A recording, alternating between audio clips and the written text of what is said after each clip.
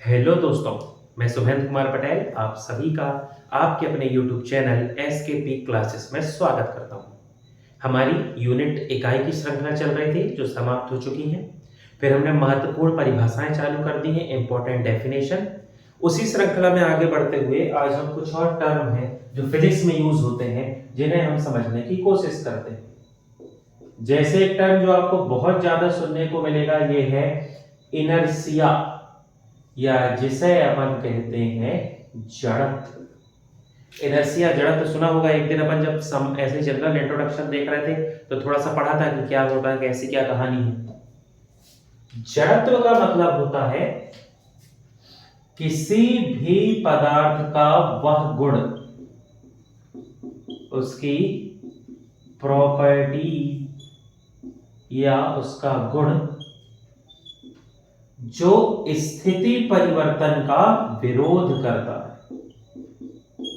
स्थिति परिवर्तन का विरोध करता है,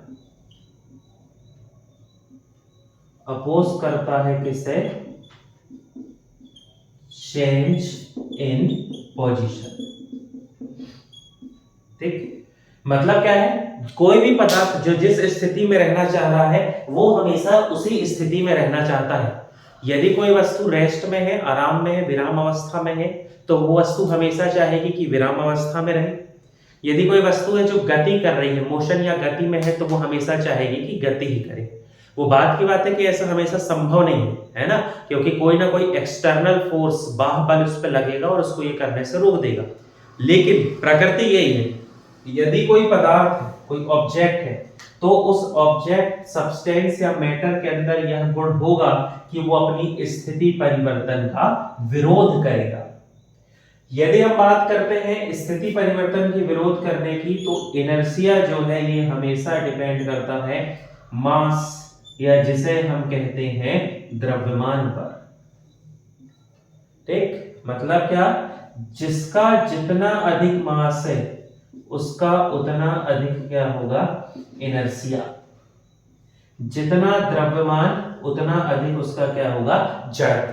ठीक है, जैसे मान लो यदि कोई वस्तु बहुत हल्की है जिसमें कुछ भी मास नहीं है, तो उसको आप थोड़ा सा भी धक्का दो, फूंक के भी अलग कर दोगे, है ना। जैसे कागज का टुकड़ा, उसको मुंह से हवा करके और आप दूर कर सकते हैं।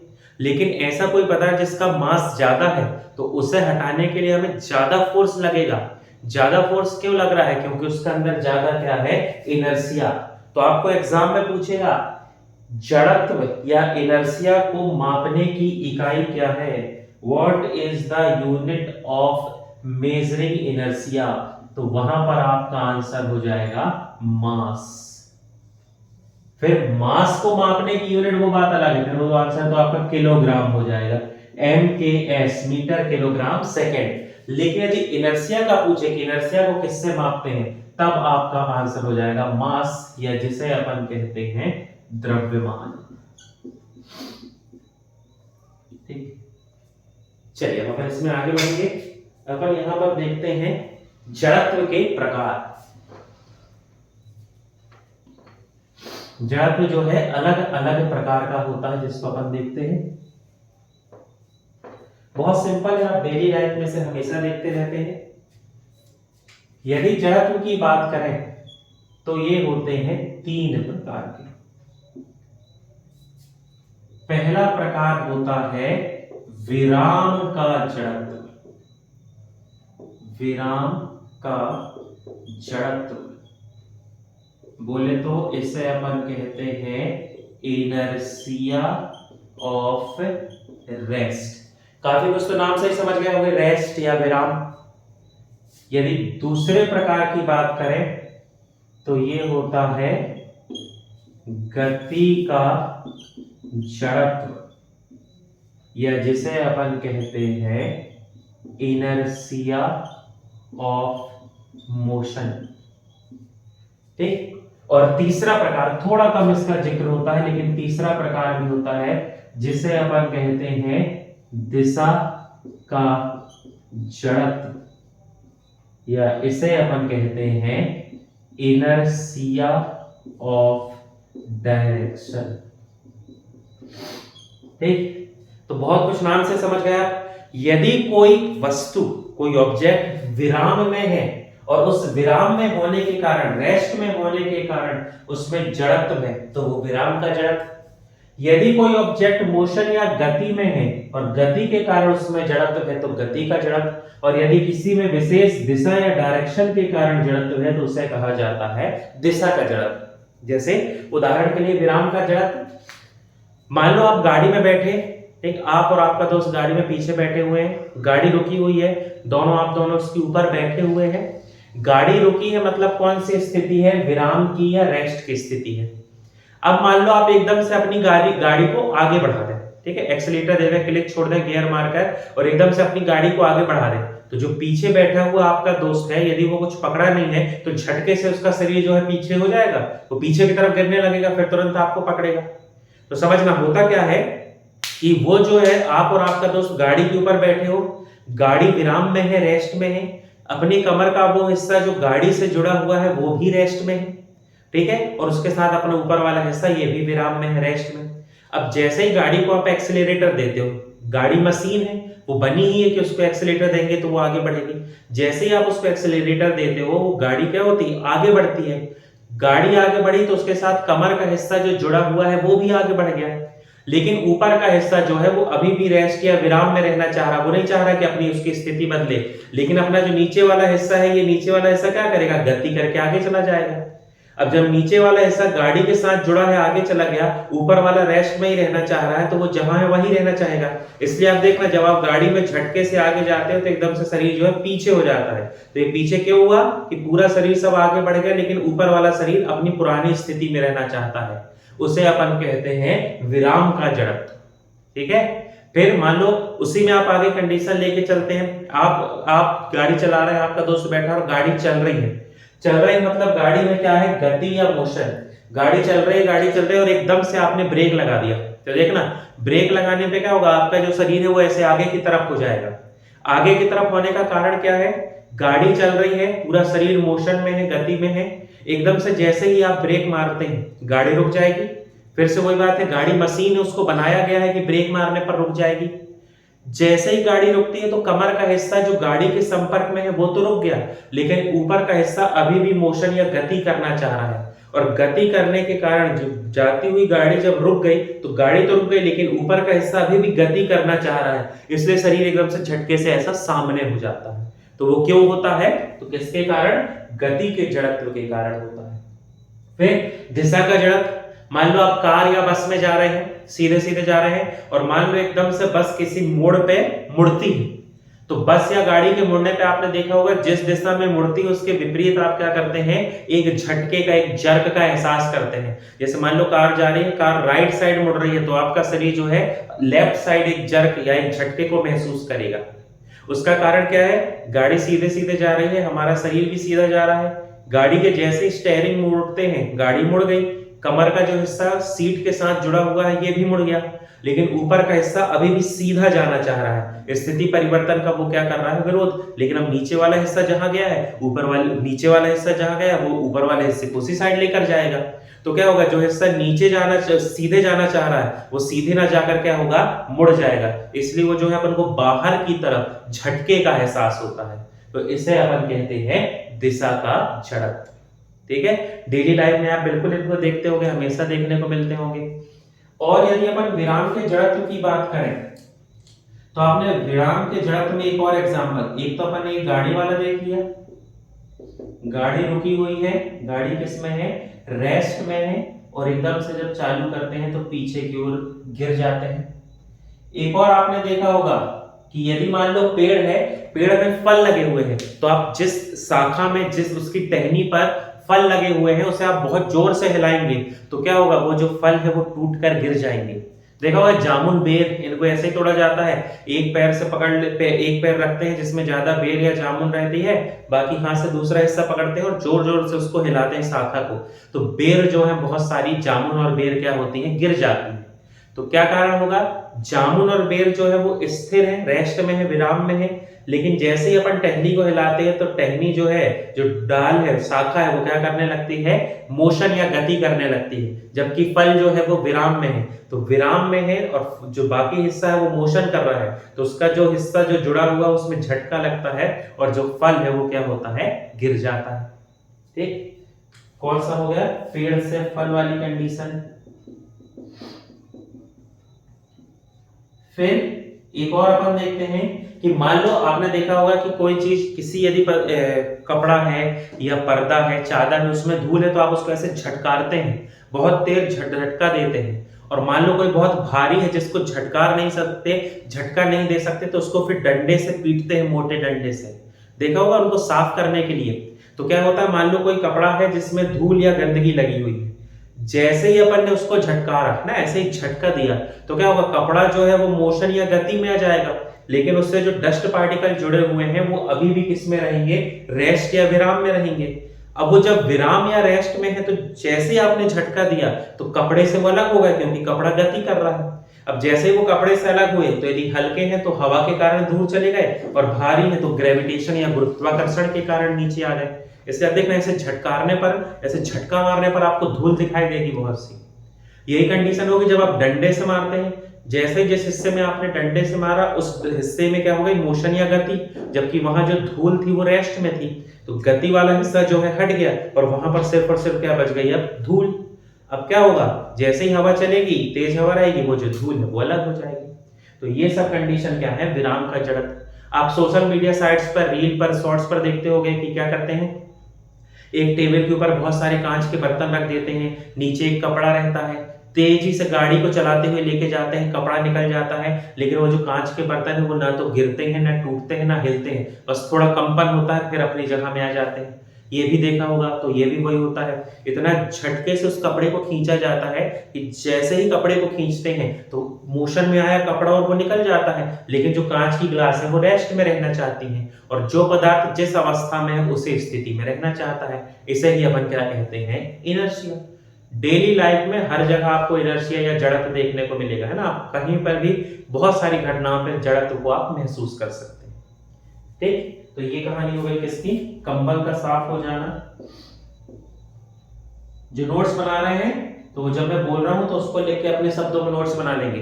ये हिंट के लिए मैंने लिख दिया है, कंबल को छड़ी से पीटना, कंबल को छड़ी से पीटना। ठीक, गति का जड़त्व, गति के जड़त्व में अपन ने एक का एग्जांपल देख लिया, तो अपन ने देखा गाड़ी का, लेकिन ये गाड़ी कैसी थी, मोशन में थी, और ब्रेक मारने पर शरीर जो है आगे की ओर आ गया। ठीक, पहला।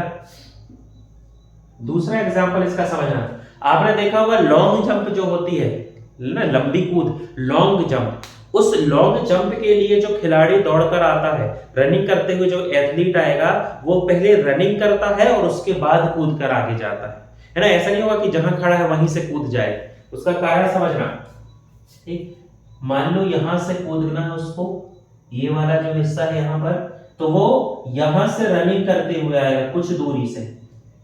अब कुछ दूरी से जब ये रनिंग करते हुए आएगा, भागते हुए आएगा, तो नीचे की तरफ ये क्या करेगा, फोर्स लगाएगा, है ना। अब इसका शरीर जो है, ये अपन जानते हैं न्यूटन का थर्ड लॉ क्या कहता है, प्रत्येक क्रिया के बराबर और विपरीत प्रतिक्रिया होती है। Every reaction has equal and opposite reaction. तो क्या होगा, जब ये नीचे फोर्स लगाएगा तो इसका शरीर जो है ऊपर की तरफ फोर्स लगाएगा। अब ऊपर की तरफ फोर्स लगाया, ये दौड़ते हुए आया, तो इसका शरीर अभी भी गति में है, मोशन में है, तो शरीर क्या चाहेगा, हमेशा गति में रहे, इसलिए ये जो शरीर है ये आगे बढ़ने लगता है। लेकिन ऐसा संभव नहीं है, क्योंकि हवा का फ्रिक्शन, हवा का घर्षण और पृथ्वी का गुरुत्वाकर्षण उस व्यक्ति को नीचे खींचेगा, तो थोड़ी देर बाद वो जो व्यक्ति है वो नीचे आ जाएगा। तो इस बिंदु से जहां से उसे कूदना है और ज्यादा डिस्टेंस तक यदि उसको जाना है, तो वो क्या करता है, कुछ दूर से दौड़कर आता है, अपने आप को दौड़कर आगे क्या देता है, वो मोशन देता है, ताकि जैसे ही कूदे तो उसका शरीर जो है वो मोशन में ही रहकर ज्यादा आगे तक चले जाए। यदि ये यहीं से खड़े होकर कूदेगा तो बहुत दूर तक नहीं कूद पाएगा, है ना, शरीर मोशन में नहीं होगा। ओलंपिक वगैरह में आप देखते होंगे या मैदान में खेल खेलते समय जो फिजिकल की तैयारी कर रहे हैं वो तो खैर करते ही होंगे। तो लॉन्ग जंप किसका एग्जाम्पल होता है? गति के जड़त्व का। ठीक है, चलिए आगे बढ़ते हैं अपन, अगला इसका एग्जाम्पल देखते हैं। ठीक, मैं यहाँ थोड़ा सा लिख दे रहा हूं, लंबी कूद का खिलाड़ी, आप लोग समझ जाना, लंबी कूद का खिलाड़ी। ठीक, अगला एग्जांपल समझिए। मान लो आप किसी चलती हुई ट्रेन या बस से कूद जाए।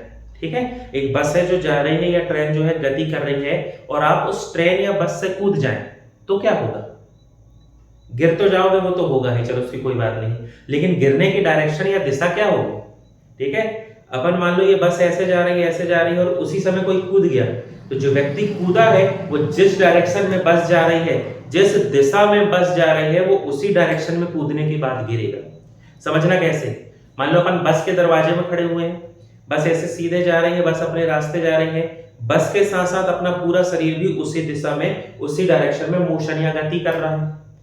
अब जैसे ही अपन बस से कूदते हैं तो अपने पैर जो है, पंजे जो है, वो जमीन के संपर्क में आ गए, जमीन तो रुकी हुई है, तो इस वजह से क्या हो, अपने जो पंजे हैं, जो तलवे हैं, वो क्या हो गए? विराम अवस्था में आ गए। लेकिन ऊपर का शरीर तो अभी भी मोशन कर रहा है ना, उसी डायरेक्शन में जिस डायरेक्शन में बस जा रही थी, इसलिए क्या होगा, ऊपर वाला हिस्सा अभी भी मोशन करेगा। इस वजह से जैसे ही कूदेंगे तो जिस दिशा में बस या रेलगाड़ी जा रही थी उसी दिशा में क्या होंगे, गिर जाएंगे।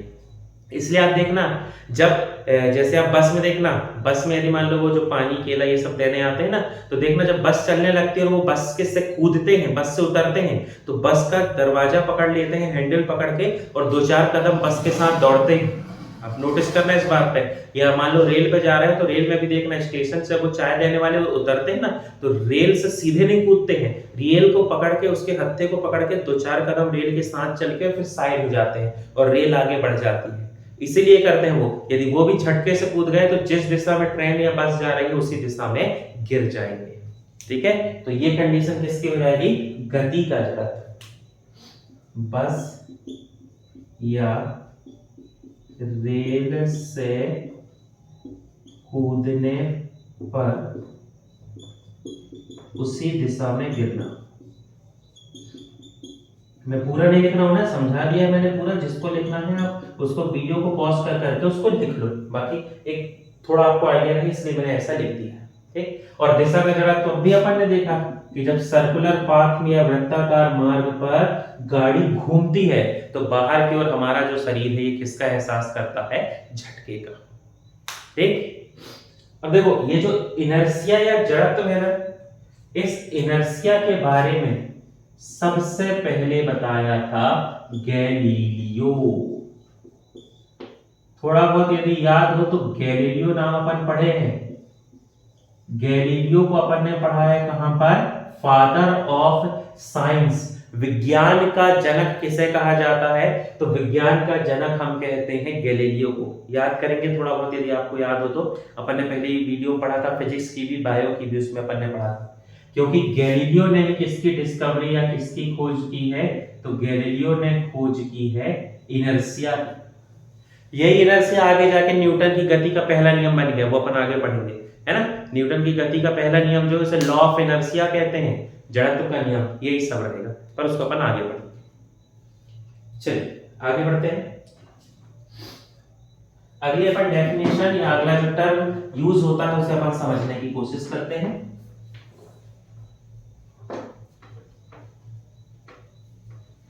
अगला जो टर्म है इसे अपन कहते हैं, हालांकि इसे पहचान जाओगे, है ना, एक बहुत अच्छी बड़ी कोचिंग है इस नाम की, तो आप पहचान ही जाओगे। अब तो खैर उतनी ज्यादा नहीं चलती है, ठीक है, पर अच्छी कोचिंग है, नाम आपने सुना होगा। उसका नाम है मोमेंटम। मोमेंटम या इसे अपन हिंदी में क्या कहते हैं? संवेग। मोमेंटम या संवेग। ठीक, संवेग का क्या मतलब है यदि शब्द से जाए तो? संवेग दो शब्दों से मिलकर बना है, संहिता और वेग। थोड़ा भारी हो गया संहिता और वेग। संहिता का मतलब होता है मास, या जिसे अपन कहते हैं द्रव्यमान, और वेग का मतलब क्या होता है, वेलोसिटी। पढ़े अपन इसके पहले। तो जब इन दोनों को मिला दिया जाता है तो वो उस ऑब्जेक्ट का क्या कहलाता है, मोमेंटम या संवेग, है ना। हर पदार्थ, जो भी कोई ऑब्जेक्ट है, यदि वो ऑब्जेक्ट चल रहा है, ठीक, कोई भी ऑब्जेक्ट है, यदि वो ऑब्जेक्ट मोशन में है तो अपन ये कहेंगे कि उसमें क्या है, संवेग। जैसे मान लो ये मैं चल रहा हूं तो ये क्या हो जाएगा, संवेग, क्योंकि मेरे अंदर मास द्रव्यमान भी है और जब मैं चल रहा हूं मतलब वो क्या है, वेलोसिटी या वेग भी है। तो कोई भी चीज जो चल रही है उसमें क्या होता है, मोमेंटम, संवेग होता है। ठीक है। यदि अपन बात करें यहां से, इसको थोड़ा समझने की कोशिश करें, बहुत सिंपल होता है ये, है ना। तो अपन कह सकते हैं संवेग बराबर द्रव्यमान गुणित वेग। मतलब क्या हो जाएगा, momentum is equal to mass into velocity. Momentum को रिप्रेजेंट किया जाता है P से। मास के लिए हो गया m, वेलोसिटी के लिए हो गया v। रट डालो इसको, P बराबर क्या होता है, mv। P के ऊपर आप देखोगे ऐसा एरो बना होगा, ये जो एरो है ये रिप्रेजेंट करता है उनको जो क्या होते हैं, वेक्टर क्वांटिटी, या जो होती हैं सदिश राशियां। तो संवेग की यदि बात की जाए, मोमेंटम, संवेग, संवेग भी एक कैसी राशि होगी, तो ये होती है सदिश राशि है, जिसे अपन कहते हैं वेक्टर क्वांटिटी। वेग आ गया, वेलोसिटी, वेग जो है ये क्या है, वेग होता है इस वेक्टर क्वांटिटी, सदिश राशि है। तो ये जो संवेग है ये भी क्या हो जाएगी, सदिश राशि। अब यदि आप यहां से इसका फॉर्मूला बनाना चाहें तो बना सकते हैं। ऐसा ही क्या हो जाएगा, ऐसा यूनिट P बराबर mv। m की ऐसा यूनिट क्या होती है, तो m मतलब मास, मतलब किलोग्राम। वेलोसिटी या वेग की क्या होती है, ऐसा यूनिट मीटर पर सेकंड, या इसे ही अपन लिखते समय क्या लिखेंगे, किलोग्राम मीटर सेकंड इनवर्स। ये ऐसा यूनिट होती है किसकी, ऐसा यूनिट है मोमेंटम या संवेग की। अब इसी के साथ एक निकाल लो CGS, P बराबर mv। m की CGS यूनिट क्या है, CGS, सेंटीमीटर ग्राम सेकेंड। ग्राम हो जाएगा सेंटीमीटर पर सेकेंड। इसे अपन क्या लिख सकते हैं, ग्राम सेंटीमीटर सेकेंड इनवर्स। ये इसकी क्या हो जाएगी, CGS यूनिट। तो संवेग मतलब द्रव्यमान गुणित वेग। हर वो वस्तु जो जिसमें वेग है, वेलोसिटी है, वो हमारे लिए वो क्या, उसमें क्या हो जाएगा, मोमेंटम। जैसे बस चल रही है, ट्रक चल रहा है, गाड़ी चल रही है, अपन चल रहे हैं, तो ये सब क्या है, मोमेंटम है, संवेग है, जिसके कारण ये सब हो रहा है। न्यूटन का जब सेकंड लॉ अपन पढ़ेंगे ना, वहां बहुत डिटेल में पढ़ेंगे कि संवेग, कब संवेग की स्थिति में फोर्स ज्यादा, कब फोर्स कम, कब एक्सेलरेशन, कब वेलोसिटी, ये सब अपन डिटेल में पढ़ेंगे वहां पर। ठीक है। यहां भी आप याद रखें P बराबर क्या होता है, mv। बहुत सारी न्यूमेरिकल्स में आएगा ये, इसको बिल्कुल मेंटली प्रिपेयर्ड हो जाए, इसको आप रट डालें, P बराबर mv, P बराबर mv, किलोग्राम मीटर पर सेकंड। चलिए इसी में अपन आगे बढ़ते हैं। तो आपने एक टर्म सुना होगा जिसे कहा जाता है संवेग संरक्षण का नियम। संवेग संरक्षण का नियम, बोले तो law of conservation of momentum. इसको सब जानते हो, आपने बहुत ज्यादा देखा होगा, एक एक्सपेरिमेंट होता है, उसकी रील वील भी आती है, वो डेकोरेशन के लिए भी आता है, स्टडी टेबल में रखते हैं कि ऐसे उसमें क्या होता है, एक स्टैंड रहता है, उसमें 4-5 बॉल रहती हैं। यदि अपन एक बॉल को यहाँ से मारते हैं तो यहाँ से एक बॉल उठती है, 2 को मारते हैं तो यहाँ से भी 2 होती है, 3 को मारते हैं तो यहाँ से 3, 4 तो 4, 5 तो फिर 5 तो 5 हो जाएंगे, है ना। तो आपने देखा होगा ये वो टेबल में सजाने के लिए भी आता है, या रील या शॉर्ट्स में देखा होगा। तो वो जो एग्जांपल है ना, वो रिप्रेजेंट करता है किसको, संवेग संरक्षण के नियम को। समझना ये नियम क्या कहता है। मान लो कोई एक सिस्टम, कोई पूरा एक तंत्र बना हुआ है, सिस्टम। इस तंत्र का, इस सिस्टम का जो मोमेंटम या संवेग, ये मोमेंटम या संवेग जो है ये हमेशा क्या होता है, नियत होता है। मतलब सिस्टम में जो भी मोमेंटम था, ये मोमेंटम क्या होता है, कांस्टेंट होता है। ठीक। अब ये जो मोमेंटम है, मान लो एक सिस्टम था जो किसी कोलिजन कोलैप्स के पहले था, और फिर वो टक्कर के बाद है। टक्कर के पहले और टक्कर के बाद की जो स्थिति होगी, दोनों स्थिति में उसका जो मोमेंटम या संवेग है वो हमेशा बराबर होता है। इसलिए वो एक्सपेरिमेंट में आपने देखा होगा, एक बॉल मारो तो एक बॉल उठती है, 2 मारो तो 2 उठती है। टक्कर के पहले और टक्कर के बाद जो मोमेंटम या संवेग है वो हमेशा क्या होता है, बराबर होता है। थोड़ा सा न्यूमेरिकल फॉर्म में देख लो। माना कि 2 पदार्थ या ऑब्जेक्ट ए और बी हैं, जिनका द्रव्यमान या जिनका मास m1 और m2 है। ठीक, बहुत सिंपल, बस मैं थोड़ा लिखना हूं ताकि आपके दिमाग में रहे। जिसका मास या द्रव्यमान m1 m2 है। अब टक्कर के पहले उनका संवेग, मोमेंटम या उनका क्या, संवेग। तो संवेग मोमेंटम बराबर क्या होता है, P बराबर mv। तो अपन ने क्या मान लिया उसको, m1 u1 m2 u2, है ना। इनिशियल वेलोसिटी, प्रारंभिक वेग u होता है, अपन वेलोसिटी वाले फॉर्मूला में पढ़ चुके हैं। प्रारंभिक वेग, इनिशियल वेलोसिटी को अपन क्या मानते हैं, u।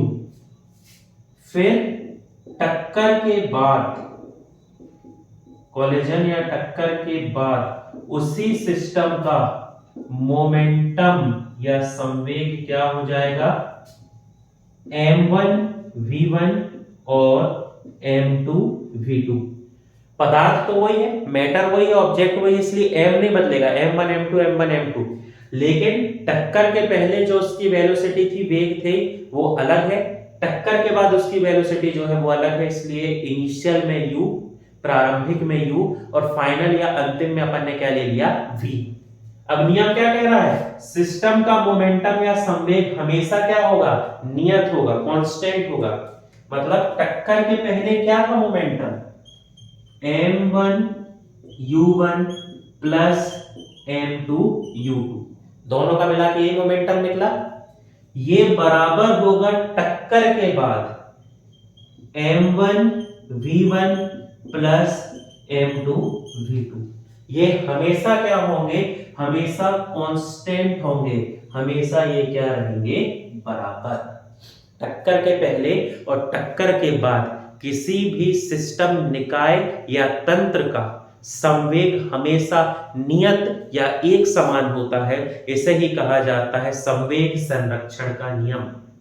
जो न्यूटन की गति के तीसरे नियम, थर्ड लॉ ऑफ मोशन के जो एग्जांपल पढ़ते हैं ना अपन, कि बंदूक चलाने पे हाथ का पीछे आना, रॉकेट का थ्रस्ट या प्रणोद के कारण ऊपर चले जाना, ये सभी जो है उसमें कहीं ना कहीं शामिल होता है संवेग संरक्षण का नियम, law of conservation of momentum, संवेग संरक्षण का नियम। m1 u1 plus m2 u2 is always equal to m1 v1 plus m2 v2। ठीक, उम्मीद करता हूं मैं आप समझ गए होंगे यहां पर। ठीक, एग्जाम्पल इसके अपन ये सब संवेग है, संवेग संरक्षण, जब गति के नियम पढ़ेंगे ना तो वहां पर एग्जाम्पल है सब पढ़ेंगे। अभी मैं एक टर्म आपको समझाना चाह रहा हूं जो बार बार टर्म आएंगे उनको। ठीक, अब जो न्यूमेरिकल्स आते हैं घबराना नहीं, हर एक अपन प्रैक्टिस करेंगे। इनमें से ही 1 2 की वैल्यू दे देगा, 1 2 की वैल्यू पूछता है, सिंपल होते हैं फॉर्मूला से याद रखना, बहुत सिंपल होते हैं।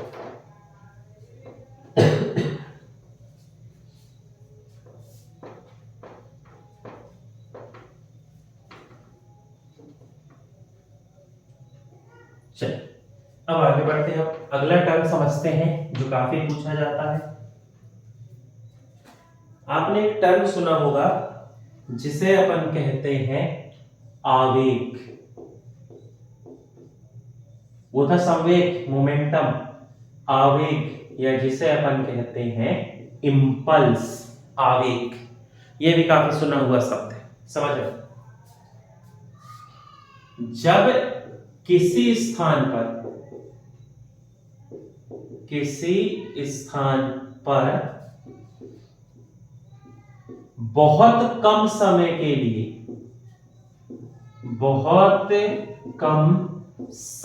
लिए फोर्स या बल लगाया जाता है तो वहां पर होने वाली घटना होती है आवेग या इंपल्स, है ना। Applied force to an object for certain time is known as impulse, है ना।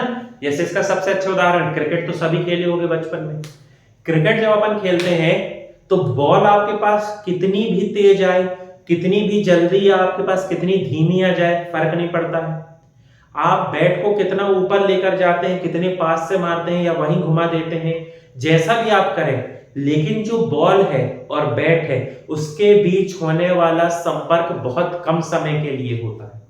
मतलब आपने उस बॉल पर बहुत कम समय के लिए फोर्स या बल लगाया है, और जब बहुत सर्टेन टाइम के लिए या बहुत कम समय के लिए जब हम फोर्स या बल लगाते हैं तो वहां पर होने वाली घटना को अपन कहते हैं आवेग, इंपल्स। मान लो आपने किसी को झापड़ मार दिया, है ना, उसको आपने थप्पड़ मारा, तो थप्पड़ जब मारोगे तो जैसे ही थप्पड़ मारोगे तो गाल और हाथ के बीच जो संपर्क है वो बहुत कम समय के लिए होगा। ऐसा तो है नहीं पिक्चर है कि झापड़ मार दो तो ऐसे नीचे तक छोड़ के आओ, असल जीवन में ऐसा होगा नहीं। जब आप उसको ऐसा थप्पड़ मारोगे तो थप्पड़ जो है गाल में टकराएगा तो गाल और हाथ के बीच बहुत कम समय का संपर्क होगा, लगने वाला बल जो फोर्स है वो बहुत कम होगा, और जब भी कम समय के लिए फोर्स लगता है तो वहां पर होता है आवेग। तो अपन यहां से क्या कह सकते हैं, आवेग बराबर क्या लगा रहे हैं, फोर्स, बल, बहुत कम समय के लिए लगा रहे हैं, इसलिए इसे अपन कहेंगे समय अंतराल के लिए। तो अपन कह सकते हैं इंपल्स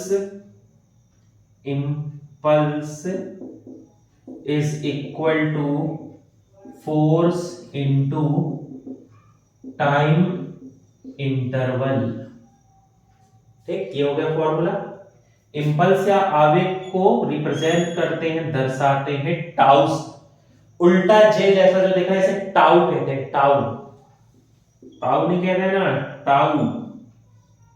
ठीक, फोर्स एफ और टाइम इंटरवल, तो इसे अपन रिप्रेजेंट करेंगे डेल टी से।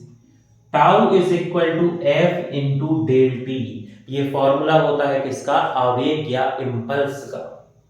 अब यदि आपसे यहां पर कह दिया जाए इसकी एसआई यूनिट, तो एसआई यूनिट क्या हो जाएगी, tau is equal to F into del t. Force या यदि अपन बात करें बल, तो बल की एसआई यूनिट क्या होती है, न्यूटन, और डेल टी टाइम, टाइम की एसआई यूनिट क्या होती है, सेकेंड। तो इसका एसआई मात्रक क्या हो जाएगा, न्यूटन सेकेंड, एनएस। अब यदि सीजीएस की बात करें, सीजीएस क्या हो जाएगा, टाउ डेल टी। तो एफ फोर्स की सीजीएस यूनिट क्या होती है? डाइन। और समय की सीजीएस, समय सीजीएस सेकंड, तो यहां पर क्या होगी? सेकंड। तो इसकी यूनिट क्या हो जाएगी? Dyne second. ठीक। आप वो वाला फॉर्मूला भी लिख सकते हैं यदि एग्जाम में आए तो आपको। ऐसा यूनिट फोर्स का क्या होता है? किलोग्राम मीटर पर सेकंड स्क्वायर। अपन F बराबर है में जब न्यूटन का सेकंड लॉ पढ़ेंगे ना वहां निकालेंगे। अभी याद रखना क्या होता है? किलोग्राम मीटर पर सेकंड स्क्वायर इनटू क्या है? सेकंड। तो सेकंड से सेकंड कट जाएगा, ये क्या हो जाएगा? किलोग्राम मीटर पर सेकंड। न्यूटन सेकंड, या इसी को अपन क्या कहेंगे? किलोग्राम मीटर पर सेकंड। यहीं पर ये क्या हो जाएगा? ग्राम सेंटीमीटर पर सेकंड। ठीक है। फोर्स और डाइन के जो है वो अपन आगे डेफिनेशन में पढ़ेंगे। किलोग्राम मीटर पर सेकंड स्क्वायर होता है। तो सेकंड से सेकंड स्क्वायर कट गया, एक सेकंड से कट गया, तो क्या बचा? किलोग्राम मीटर पर सेकंड या ग्राम सेंटीमीटर पर सेकंड। ये इसकी क्या हो जाएगी? एसआई यूनिट और सीजीएस यूनिट। मैं बहुत ज्यादा जोर दे रहा हूं एसआई यूनिट और सीजीएस यूनिट पर। आप एनटीपीसी रेलवे के पुराने पेपर उठाकर देख लें, या ऐसे एग्जाम जिनमें फिजिक्स आती है, ये सब आते ही हैं। और मैं इसलिए इस पे जोर दे रहा हूं, जब अपन डायमेंशनल फॉर्मूला निकालना सीखेंगे, विमीय सूत्र, तो ये सब बहुत काम आएंगे। तब मजा आएगा जब सूत्र याद हो, नहीं तो फिर वही मैं बताऊंगा, आप लोग बस पढ़ लोगे, मजा नहीं आया। सूत्र रट डालो, एसआई सीजीएस रट डालो, तभी उसका मजा है जब डायमेंशनल फॉर्मूला निकालेंगे तो। ठीक है। तो ये क्या हो गया? आवेग, या इसे अपन कहते हैं इंपल्स। अब इसी में अपन आगे बढ़ते हैं, इसका थोड़ा सा अपडेटेड वर्जन है ना, मतलब इसी फॉर्मूला को यूज करके अपन और चीजें करते हैं, उसको अपन देखते हैं। ठीक, इस फॉर्मूला से होगा समझ में।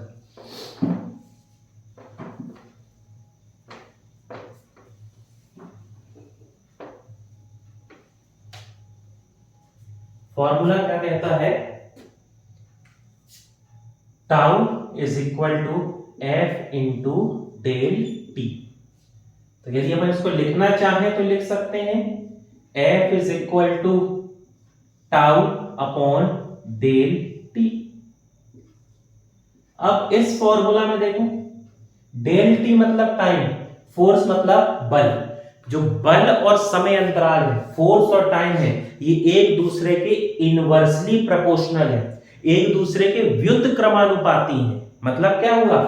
यदि हम टाइम को बढ़ाते हैं, समय को बढ़ाते हैं, तो लगने वाला फोर्स जो है, बल, कम हो जाएगा। यदि हम टाइम को कम कर देते हैं, समय को कम कर देते हैं, तो लगने वाला फोर्स क्या हो जाएगा? ज्यादा हो जाएगा। तो यहां से निकल कर आता है कि फोर्स और टाइम एक दूसरे के इनवर्सली प्रोपोर्शनल होते हैं, व्युत क्रमानुपाती। आप इसको आजमाने के लिए सबसे अच्छा तरीका आप देखें, क्रिकेट तो खेला ही होगा बचपन में सभी ने, तो आप देखना जब अपन क्रिकेट में गेंद को कैच करते हैं, तो अपन चाहे या ना चाहे, पर गेंद को कैच करते समय अपने हाथ पीछे होते हैं। ऐसे भी यदि कैच पकड़ रहे हैं तो हाथ पीछे हो जाता है। हाथ पीछे जब हो रहा है तो ये क्यों होता है? जब यहां पर बॉल टकराई और हमने हाथ पीछे करके कैच लिया, तो हम समय अंतराल बढ़ाते हैं, समय अंतराल बढ़ाते हैं, टाइम इंटरवल बढ़ाते हैं, ताकि हाथ पे लगने वाला जो फोर्स या बल है वो क्या हो जाए? कम हो जाए। देखना, मान लो शॉट में लगे हुए हैं या आप बॉलिंग कर रहे हो, एकदम से बॉल आई और आप उस पर हाथ मार दो, हाथ पीछे ना कर पाओ, सिर्फ बॉल से यदि हाथ लग जाए तो उसी बॉल का ऐसे लाल निशान बन जाएगा। यदि वो बॉल उंगली में ऐसे लग गई है तो उंगली में दर्द होगा, सूजन आएगी। लेकिन उसी को कैच लेते समय वही बॉल नहीं लगती, जबकि उससे भी तेज आती है, क्योंकि उस समय हम अलर्ट हैं, हमने समय अंतराल बढ़ा दिया। मान लो वो बॉल एकदम से आके अपने शरीर के किसी भी हिस्से में लग जाए, तो टाइम इंटरवल नहीं बढ़ेगा, समय अंतराल नहीं बढ़ेगा, इसलिए वो जो गेंद है वो पूरे फोर्स से हमसे लगेगी और हमें दर्द होगा, है ना। फिर आपने देखा होगा कि स्टंट मैन जो होते हैं, वो जब स्टंट करते हैं, या सर्कस के कलाकार, तो वो या तो जाली में कूदते हैं या मोटे अच्छे मोटे गद्दे में कूदते हैं। क्यों ऐसा होता है? जब वो स्टंट कर रहे हैं, सर्कस के कलाकार या जो भी स्टंट करने वाले हैं, वो जब जाली में कूदते हैं, तो जैसे वो जाली में कूदेंगे तो जाली नीचे जाती है, जाली में कूदे, जाली नीचे चले गई, मतलब क्या बढ़ गया?